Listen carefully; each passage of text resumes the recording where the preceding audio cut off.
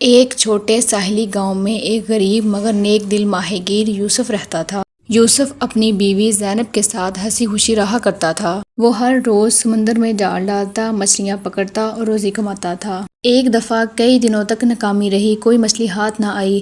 پھر ایک دن یوسف نے جال کھینچا تو اس میں ایک سنہری مچھلی پھنسی ہوئی تھی۔ مچھلی نے یوسف سے کہا، اگر تم مجھے چھوڑ دو میں تمہاری 3 دعائیں پوری کر سکتی ہوں۔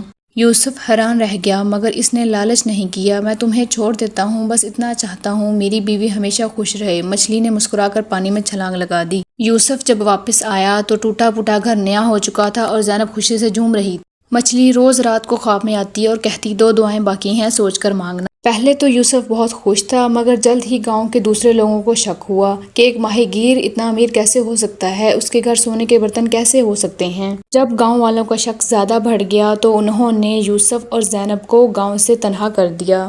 زینب نے کہا، ہمیں ایسی دعا مانگنی چاہیے کہ ایسا دل کہ لوگ ہم سے محبت کریں۔ اگلی صبح پورا گاؤں ان کے دروازے پر تھا، کوئی خوشی، کوئی مدد کرنے اور کوئی صرف ملنے آیا تھا۔ یوسف کا دل اب بدلنے لگا تھا، وہ خود کو خاص سمجھنے لگا تھا۔ زینب نے روتے ہوئے کہا، یہ مچھلی ہمیں نعمت کے ساتھ ساتھ آزمائش بھی دے رہی ہے۔ مگر یوسف نے رات کو دل میں بادشاہ بننے کی دعا مانگی۔ اگلی صبح وہ واقعی ایک محل میں جاگا مگر تنہا، زینب کہیں نہیں تھی۔ یوسف نے سب کچھ چھوڑ کر مچھلی کو پکارا، مجھے میری بیوی واپس دو، میری پرانی زندگی مجھے واپس دو۔